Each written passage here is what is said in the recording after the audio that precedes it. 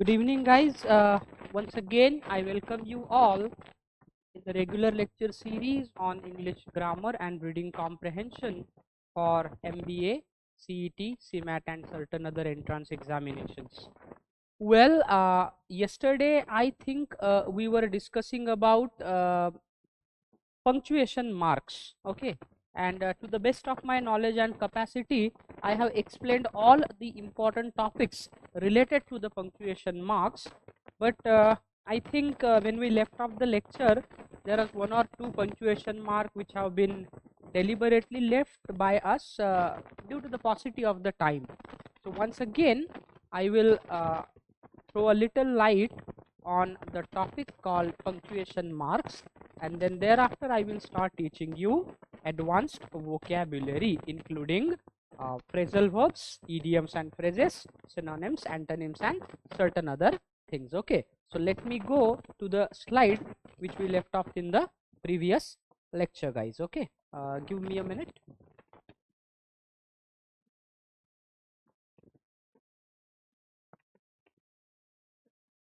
Okay, so now let me tell you something which is an important aspect of your written English, and that is none other than the usage of punctuation mark. Yesterday, the moment I left the lecture, we were discussing about the usage of parenthesis and brackets. So now I will tell you what are the frequently asked questions. I mean, there are certain questions which always arise in your mind related to parenthesis and brackets. Now let me burst your doubt regarding it. So what are parenthesis? अब हमने देखा था कि ये ऐसे वाले brackets है, इनको हम parenthesis कहते हैं, और वही ये जो हम स्क्वायर ब्रैकेट बनाते हैं, इनको ब्रैकेट कहते हैं. So parentheses are punctuation marks used to set aside text that's not necessary, but it's still related to the topic. So basically, when do we use parentheses? See, there are certain words in a sentences. I mean, if you write a sentence and if you think that a particular word is not actually related to the sentence, or which set the sentence aside, then in order to highlight that particular word, you can make you can write that word into parenthesis, or you can simply add parenthesis to that a particular word. Okay, so that I want you to understand. Now what about brackets? I mean, what are brackets? So brackets are denoted by this particular symbol. Show the text which has been added to a quotation. I mean, when you write a quotation, if somebody said something, you are either writing it in the direct speech or in the indirect speech. Then what do you actually do in that particular condition?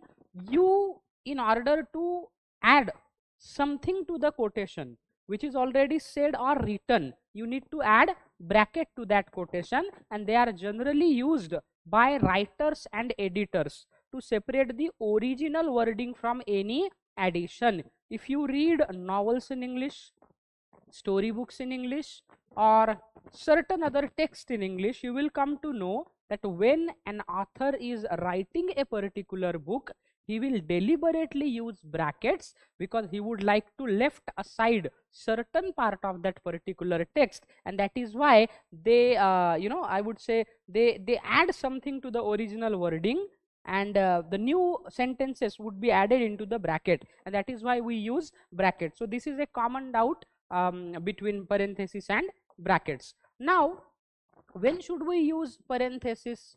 I mean, what are the conditions which requires you to use parenthesis? Let me tell you something about it. Use parenthesis when you want to add extra information that is not necessary but it's still helpful.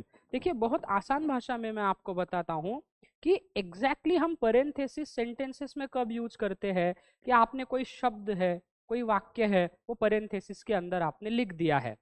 अब वो शब्द या वो वाक्य जो है वो आपके लिए इम्पोर्टेंट नहीं है, आपके लिए नेसेसरी नहीं है, लेकिन फिर भी आपने क्या किया, उस वर्ड को, उस सेंटेंसेस को पैरेंथेसिस में आपने लिख दिया है. तो इसका मतलब कि भले ही वो आपके कॉन्टेक्स्ट में इम्पोर्टेंट नहीं है, लेकिन आपको लगता है कि सर अगर ये शब्द यहाँ पे रहेंगे तो हमको उसका फायदा ही मिलेगा, तो स्पेसिफिकली इसी वजह के कारण ये पैरेंथेसिस सेंटेंसेस में लिखा जाता है. Make sure that the sentence is still grammatically correct if you remove the text in parenthesis, एक बात आपको और ध्यान रखना है, मान लो आपने पैरेंथेसिस में कोई शब्द कोई वाक्य लिखे हैं और अब आपको लगता है कि सर दूसरी बार जब हम उनको लिखेंगे तो वो हमारे लिए इम्पोर्टेंट नहीं है, तो उस कंडीशन में even if you remove the words inside the parenthesis, तो उस कंडीशन में आपको ध्यान रखना है कि आपके सेंटेंस का जो ग्रामर है उसे आपको हैम्पर नहीं करना है।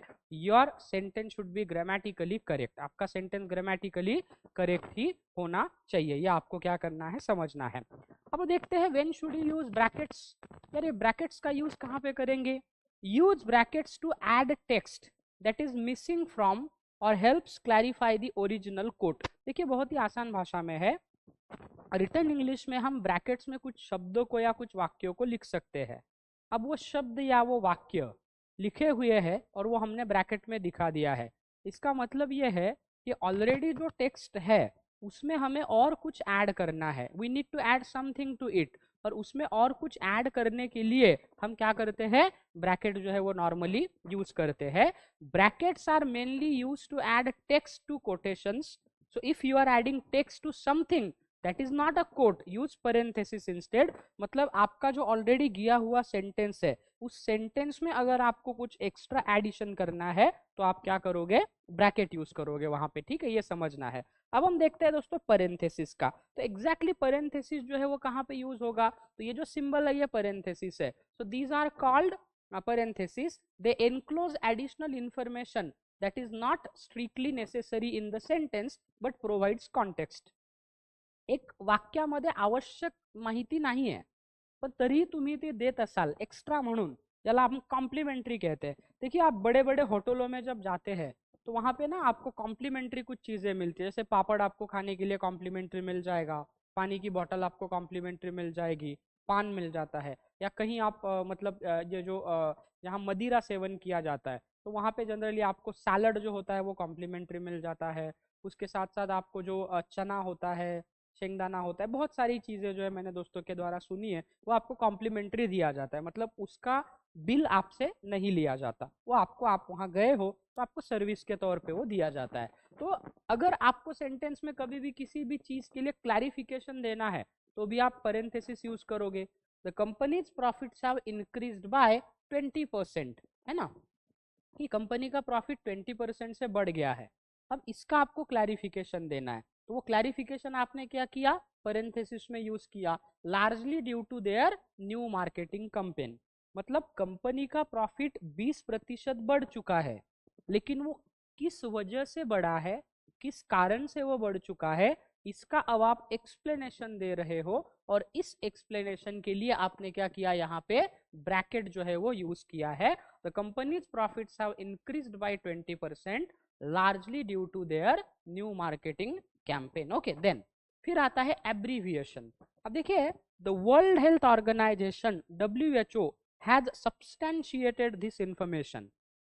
पहले आपने क्या किया, you have written the entire name of the organization, but now you need to use an abbreviated form of it. अब वो जो एब्रीविएटेड फॉर्म ऑफ है उसको मेंशन करने के लिए आपने क्या किया, पैरेंथेसिस जो है यहाँ पे यूज किया है। तो जब भी जैसे ऑल इंडिया रेडियो या भारतीय जनता पार्टी आपने लिखा और आपने फिर क्या किया, आपने पैरेंथेसिस में ऐसे बीजेपी लिख दिया, या फिर आपने पैरेंथेसिस में ऐसे NDA लिख दिया, नेशनल डेमोक्रेटिक अलायंस, ठीक है, तो उसके लिए आप क्या करोगे, पैरेंथेसिस यूज करोगे। कभी कभी अल्टरनेटिव्स के लिए भी क्या होते हैं, पैरेंथेसिस यूज होते हैं। The dress code for the party is semi formal, है ना, कि भाई पार्टी के लिए जो ड्रेस कोड है वो सेमी फॉर्मल है। फिर पैरेंथेसिस में हमने लिखा jacket and tie are optional, क्या है, अल्टरनेटिव्स है। अगर आपके पास सेमी फॉर्मल कपड़े नहीं है तो फिर आप जैकेट पहन सकते हो, टाई पहन सकते हो, लेकिन क्या ये नेसेसरी है, नहीं है, ऐसा हमने उदाहरण लिया। फिर आता है एम्फसिस। एम्फसिस का मतलब होता है कि जब आप किसी भी चीज पे जोर देते हो, मतलब उस चीज को आप हाईलाइट करना चाहते हो डेलिबरेटली, जानबूझकर उस चीज को आप इंपॉर्टेंट बनाना चाहते हो, तो कैसे आएगा, I can't believe she said that of all things in front of the new जाइनी। मतलब मैं इस बात का भरोसा ही नहीं कर सकता कि उसने ये सारी चीजें कही है, और वो भी न्यू ज्वाइनी के समक्ष। तो हमने क्या किया, ऑफ ऑल थिंग्स, क्या लिखा है हमने, of all things. I can't believe she said that of all things in front of the new joinee, ऐसा हमने क्या लिया है, उदाहरण लिया है दोस्तों, ठीक है। So in order to give clarification, mention abbreviation, give alternatives, and in order to give emphasis sometimes on a particular part of the sentence, तो आप क्या करोगे वहां पे, आप parenthesis जो है वो यूज करोगे। now अब हम देखते हैं, now let me tell you when can we use square brackets। अब ये square bracket जो है ना, इसका यूसेज कैसे होता है। this punctuation mark is a specialized form of parenthesis that is used। मतलब स्क्वायर ब्रैकेट ये पेरेंथेसिस से ही तैयार हुआ है, लेकिन स्लाइटली उसका फंक्शन थोड़ा डिफरेंट है। To show parenthesis within parenthesis, मतलब पेरेंथेसिस के अंदर ही आपको और पेरेंथेसिस दिखाना है, तो आप ये यूज करोगे स्क्वायर ब्रैकेट। जैसे यहाँ पे एक पेरेंथेसिस में वाक्य है, this study was published by the institute of electrical and electronics engineer. यहाँ पे ये पेरेंथेसिस है, लेकिन उसके बाद में आपको एब्रीविएशन दिखाना है ई, तो आपने क्या यूज किया, ब्रैकेट यूज किया है।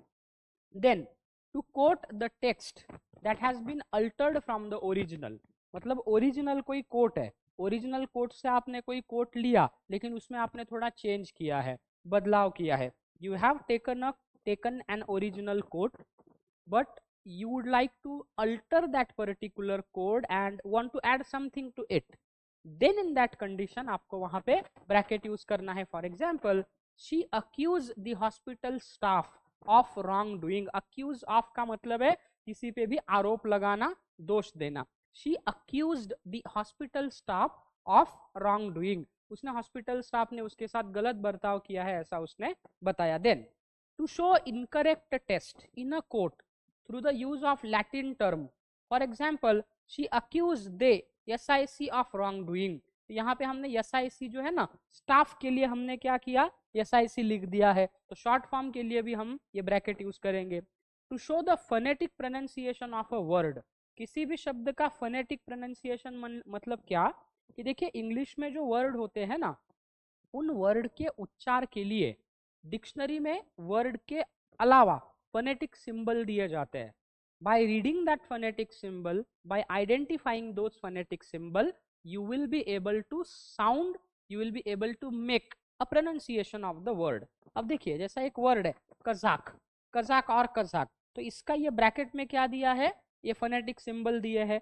ये फोनेटिक सिंबल जब दिए जाते हैं तो वो भी ब्रैकेट में होते हैं। For example, Kazakh is a branch of the Turkic language that is spoken in Kazakhstan, मतलब कजाक ये लैंग्वेज है जो कजाकिस्तान में बोली जाती है, ठीक है। चलिए फिर उसके बाद में आता है दोस्तों करली ब्रैकेट्स। ओके, तो this punctuation mark is used to show a list of equal choices, है ना, जैसे कि चूज अ कलर रेड, यहाँ पे करली ब्रैकेट्स है, रेड, ग्रीन, येलो, ब्लू, ऐसा हमने क्या किया है, करली ब्रैकेट जो है वहां पे यूज किए हैं। तो ये वाक्य में आपको ध्यान रखना है। तो नॉर्मली जहां पे भी आपको सिमिलर चॉइस दिए जाते हैं, उन सिमिलर चॉइस को आपको क्या करना है, वहां पे मेंशन करना है। तो नॉर्मली आप क्या करोगे, करली ब्रैकेट जो है वो यूज करोगे, ठीक है।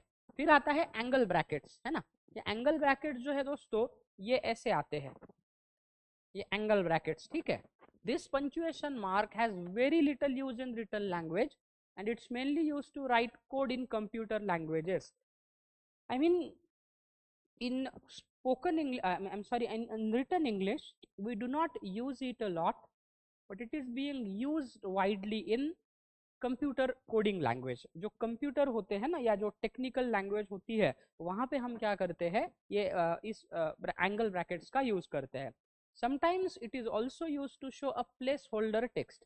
For example, enter your account ID, your email address goes here. तो यहाँ पे देखो आपने क्या किया, एंगल ब्रैकेट यूज किया है, तो कंप्यूटर लैंग्वेज में ये ज्यादातर यूज होगा। फिर आता है डैशेस। अब डैशेस में आते हैं दोस्तों, एक है हाइफन। yesterday ना, at the outset of the lecture I think I told you कि हाइफन जो है ये छोटी हॉरिजॉन्टल लाइन है, और डैश जो है वो क्या है, एक long horizontal line which is a little more lengthier than the hyphen. This punctuation mark is use to join words together. Hyphen का बेसिक यूज क्या है दोस्तों, दो या दो से ज्यादा शब्दों को अगर एक दूसरे के साथ जोड़ना है आपको, तो आप वहां पे क्या यूज करोगे, हाइफन जो है उसे यूज करोगे। मतलब in order to join the different words together, you need to use hyphen. तो आप क्या यूज करोगे वहां पे, hyphen जो है वो यूज करोगे. For example, you should hyphenate multiple words that are grouped together as a single modifier to a noun.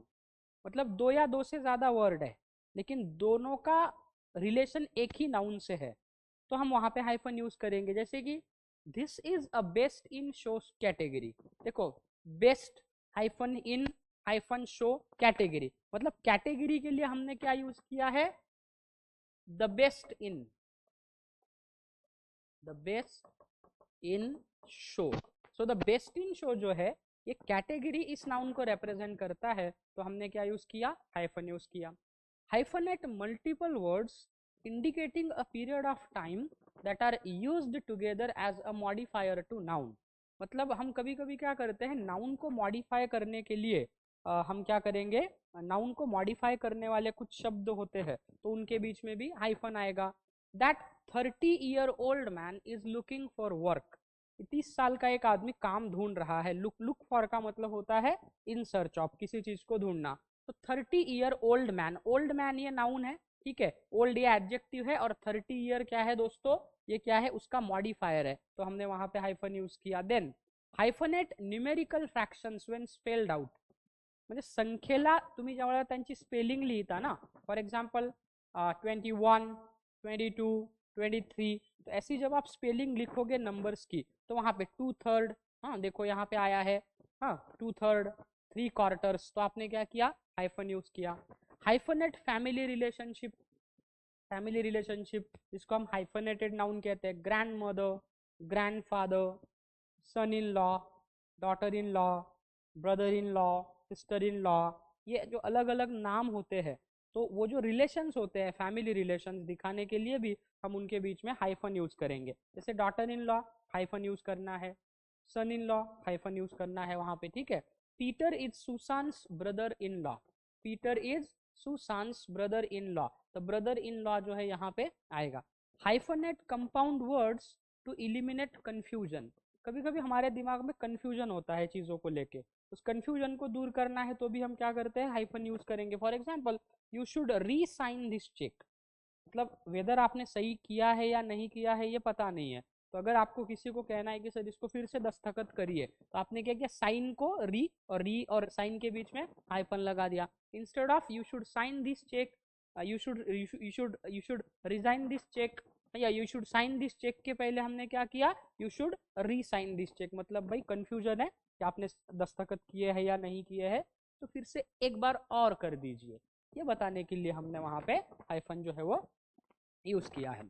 Okay, अब और आपको ध्यान रखना है दोस्तों, कंपाउंड वर्ड्स में भी हम यूज करते हैं ना, जैसे son in law, 5-year-old. Okay, prefixes and suffix में भी cross check, self assured, all expenses, got style, sugar free, mayor election, numbers में भी यूज करेंगे.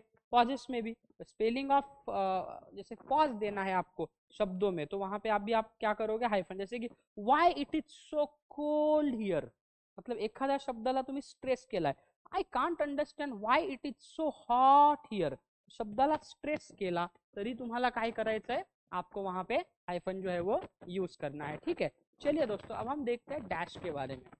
देखिए एक जो डैश है उसको इन डैश कहते हैं, दूसरा जो है that is called as en dash. This punctuation mark is used to create a break in a sentence in order to add more context.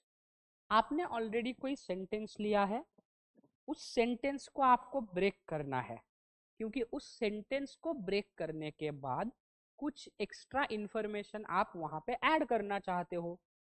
You cannot add an extra information to the any written sentence unless you break that sentence by using a im dash, and that is why we use it, और यही इसका primer use है. जैसे कि they can be used as a pair just like commas or a single occurrence. Here are some examples. अब इसका example देखते हैं, use of single im dash. This is a good example of the use of the im dashes. यहाँ पे dash दिया है, the longest in the dash family. Then use of pair of im dash, एक ही वाक्य में दो pair. This is a good example of the im dashes dash, a useful punctuation mark dash to illustrate a sentence break. Then in dash, this punctuation mark is used mainly to show ranges of figures. Figures मतलब संख्या दाखवायची असेल, in order to show the numbers we can also use this punctuation mark. $200 to $500, तो हमने क्या क्या range दिखाया कि भाई ये $200 से लेके it starts from $200 and last till $500, तो रेंज दिखाने के लिए भी.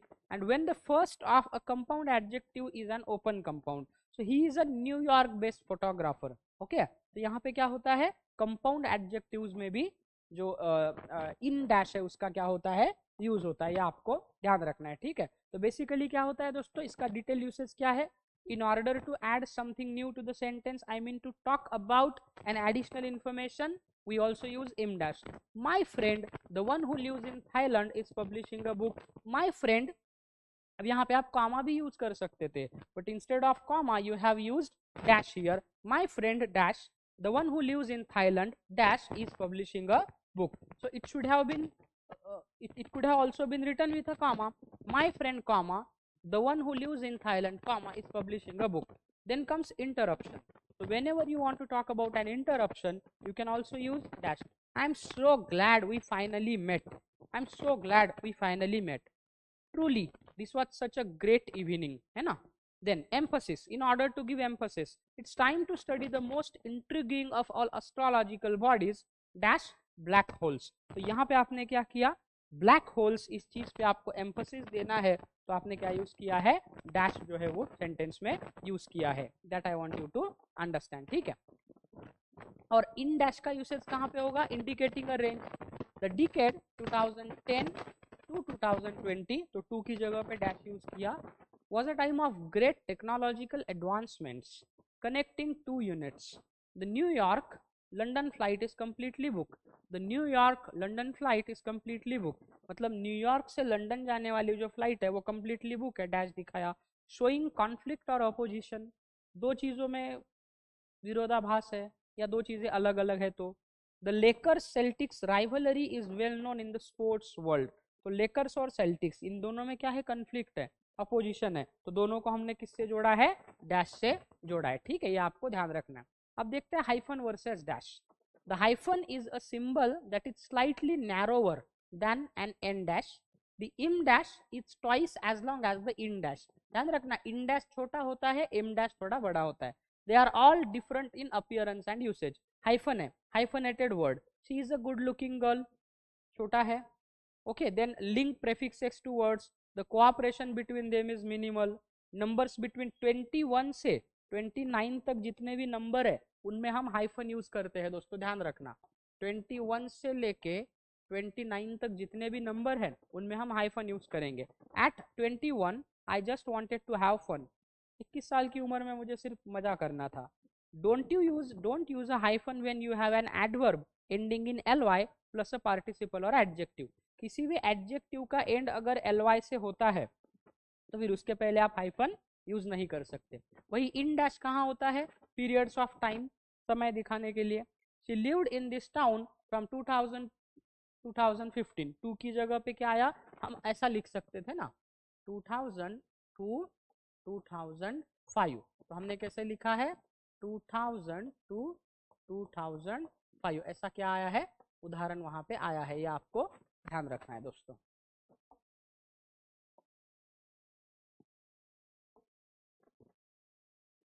Then range of numbers, numbers दिखाना है. Choose a number from 1 to 10.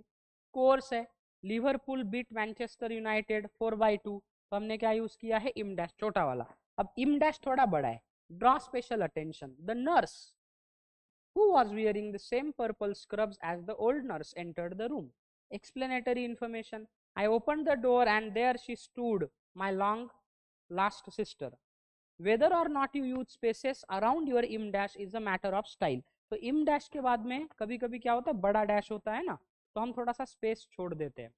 तो स्पेस छोड़ना या ना छोड़ना ये स्टाइल पे डिपेंड करता है. जो ऑथर है या जो टेक्स्ट है, जो न्यूज़पेपर है, जो पब्लिसिंग एजेंसी है, उनके स्टाइल पे क्या होता है वो डिपेंड होता है. तो उसमें आप क्या नहीं कर सकते, उसे आप कंप्लीटली उसी को ही मान के आपको चलने की कोई ज़रूरत नहीं होती है वहाँ पे, ठीक है. ये ध्यान रखना है. देन स्लैशेस, ऐसा स्लैश आता है ना दोस्तों, स्लैश, इसको ऑब्लिक भी कहा जाता है. It is also called as oblique, okay, slash. This punctuation mark is used, क्या पहला यूसेज है इसका, to denote numerical fractions and dates. देखिए डेट है, डेट देखो 10/11/19 मतलब 10 तारीख है, 11वां महीना और साल है 2019 का, तो ऐसा लिखा हमने 10/11/19, ठीक है, ये लिखा है। कभी कभी हमको क्या करना है, फ्रैक्शन 2/3 1/4 फ्रैक्शन दिखाने के लिए भी हम क्या यूज करेंगे, ये स्लैश यूज करेंगे। दूसरा use to denote an option, option दिखाना है, एंड और हिज हर, जैसे हिज ऑप्शन हर, या वो male gender female gender, and यहाँ पे एंड और यहाँ पे क्या है और, okay. Now to denote prose such as lines in poetry or song lyrics. Imagine there is no countries, it isn't hard to do, nothing to kill or die for, and no religion. मतलब आपने poetry में, pros में या song lyrics में option देने के लिए भी आप यूज करोगे। To denote abbreviation, for example CO, care of, ये सीओ का मतलब क्या है, केयर ऑफ, ठीक है। उसके बाद में एन ए ऐसे लिखते हैं ना, एन ए, इसका मतलब है not applicable,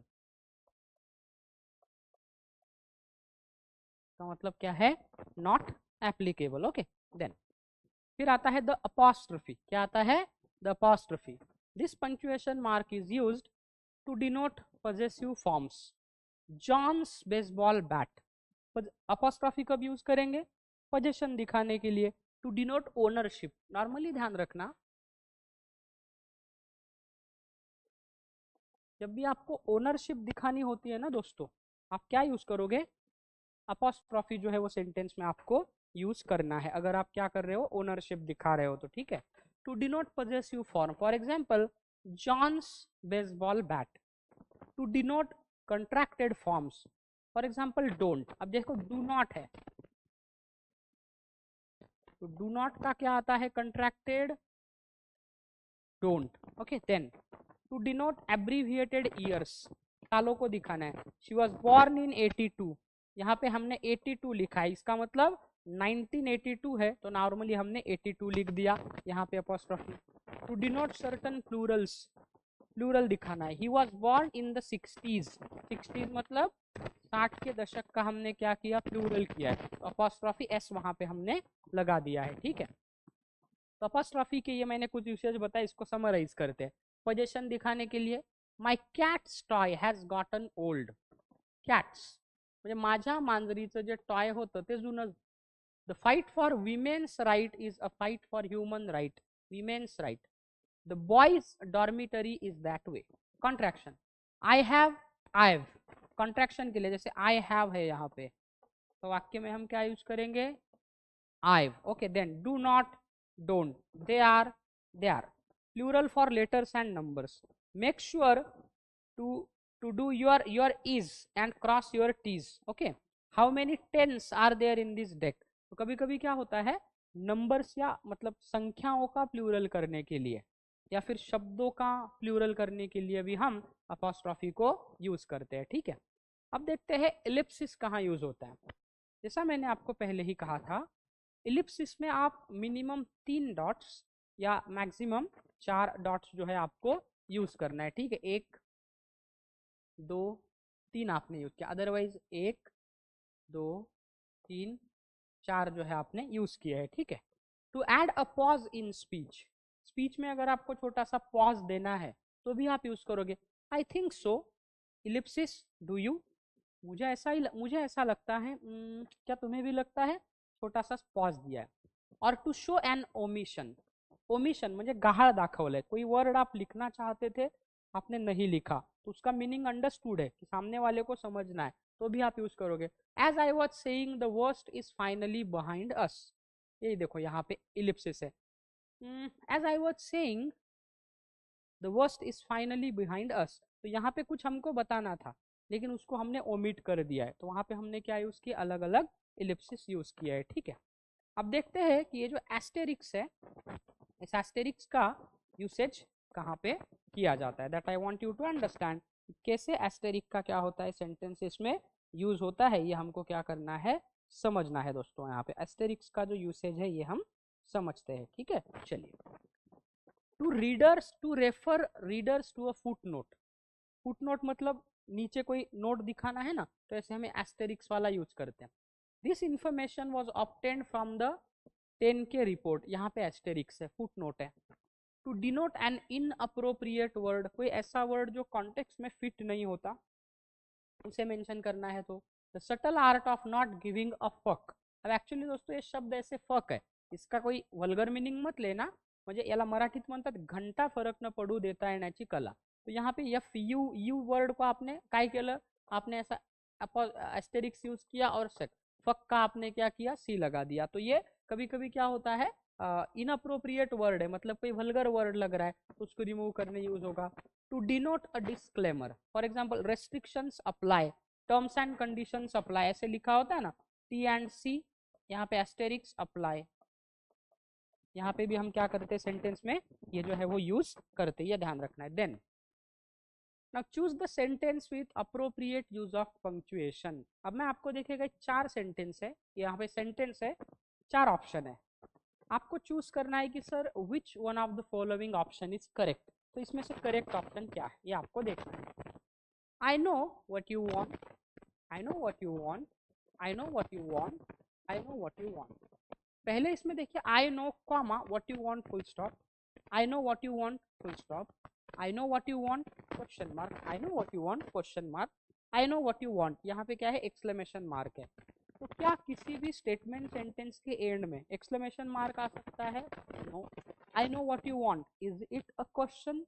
no it is not a question, तो यहाँ पे भी कुछ नहीं आएगा। I know what you want, यहाँ पे कॉमा से पॉज लिया जाता है, क्या यहाँ पॉज लेने की कोई आवश्यकता है?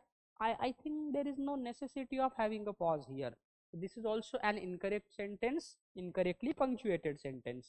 I know what you want, it is a general statement, hence it should end with a full stop. तो यहाँ पे हमने full stop किया, ये वाला correct है दोस्तों, ठीक है।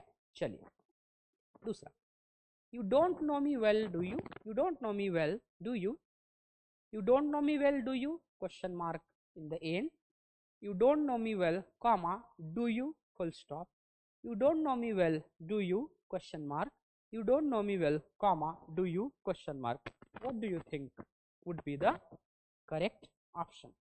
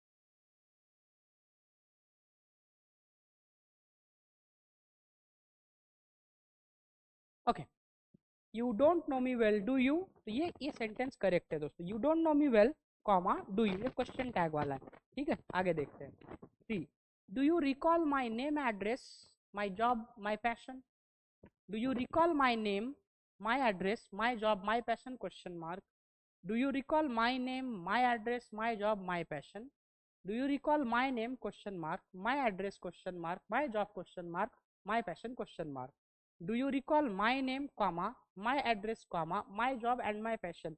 What do you think would be the correct option? थोड़ा सोच के बताइए, मैं आपको 1 मिनट का टाइम देता हूँ। ये दोनों सेंटेंस जो है थोड़ा पढ़िए और बताइए क्या आएगा।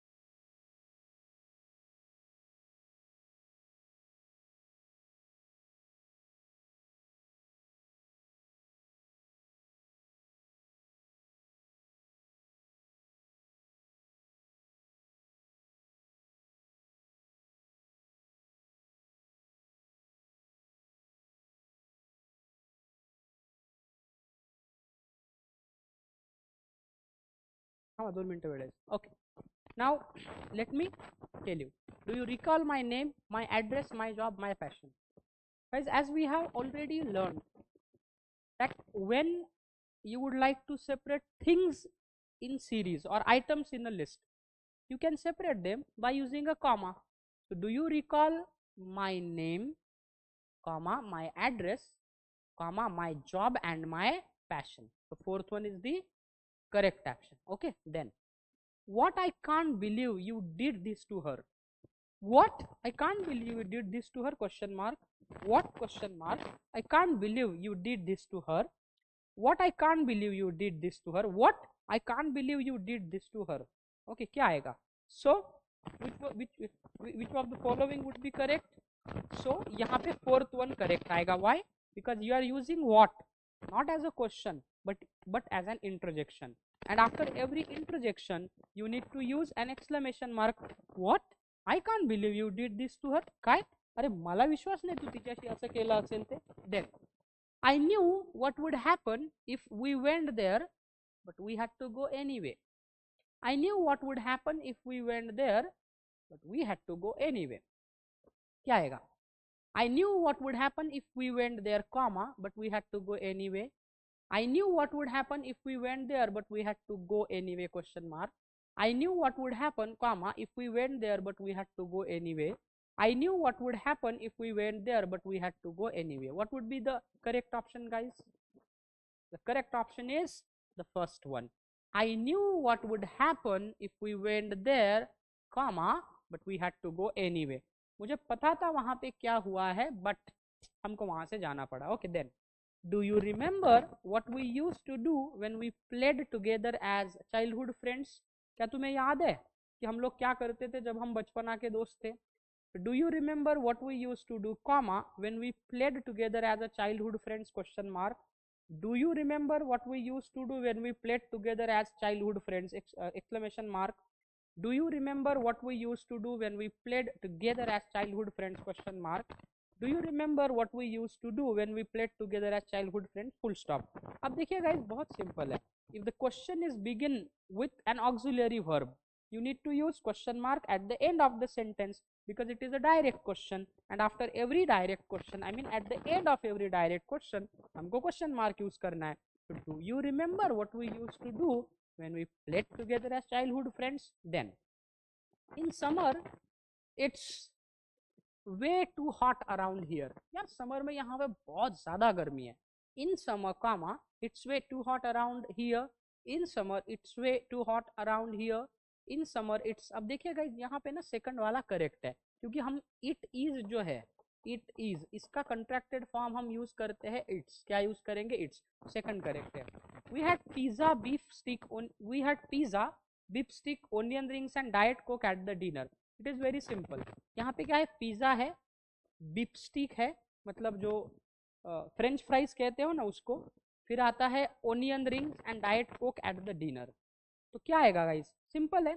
You need to separate this items in a list by using comma. We had pizza comma beef steak comma onion rings and diet Coke at the dinner. तो second one is the correct option. तो ये देखा है guys हमने कैसे punctuation का effectively use होता है.